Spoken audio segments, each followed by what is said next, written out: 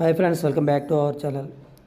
ఈరోజు మన ఛానల్లో వినూత్నంగా బిట్స్ అయితే టెస్ట్ సిరీస్ రూపంలో డిజైన్ చేయాలని అనుకుంటున్నాం. వీలున్నట్టు మట్టుకి మేము ప్లాన్ చేస్తాం.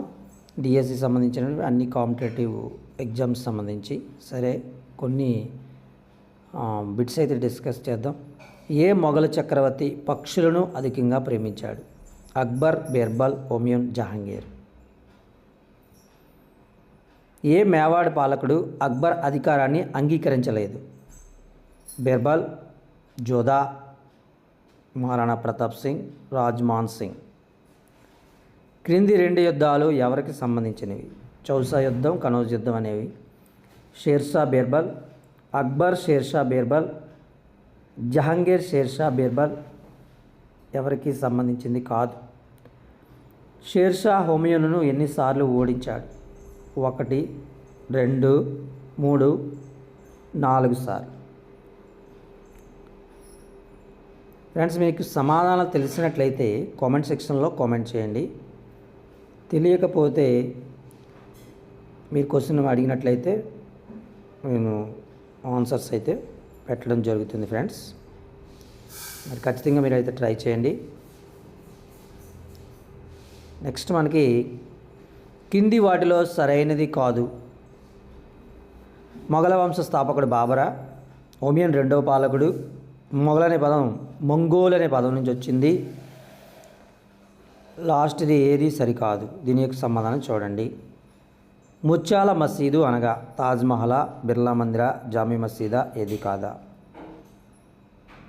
సరే, మరి యొక్క యువర్స్ యొక్క కోరిక మేరకు సమాధానాలు చివరిలో చెప్పడం జరుగుతుంది. చూడండి. మొఘల్ చక్రవర్తి పక్షులను అధికంగా ప్రేమించాడు. దీని సమాధానము డి. ఏ మేవాడ్ పాలకుడు అక్బర్ అధికారాన్ని అంగీకరించలేదు? మహారాణా ప్రతాప్ సింగ్. మరి మూడోదిగా మన సమాధానం చూసినట్లయితే ఎవరికి సంబంధించింది కాదు. నాలుగోది చూసినట్లయితే షేర్షా హుమాయూన్ని 2 సార్లు ఓడించడం అయితే జరిగింది.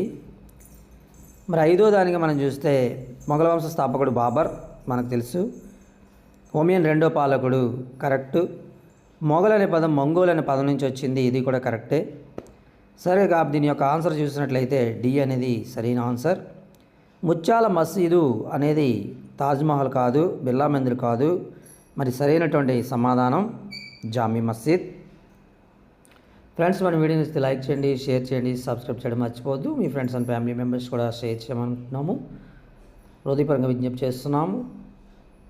మరొక వీడియోతో మరొక మంచి కంటెంట్తో మీ ముందు ఉంటామని తెలియజేస్తున్నాం. అదేవిధంగా మన ఛానల్లో అయితే మాత్రం డిఎస్సి మరియు కాంపిటేటివ్ సంబంధించినటువంటి యొక్క విస్తృతమైన సమాచారం ఇవ్వడం కోసం వీలున్నంత కాలంలో బిట్స్ అయితే టెస్ట్ సిరీస్ రూపంలో ఇవ్వాలని మరి ప్లాన్ చేస్తూ ఉన్నాం.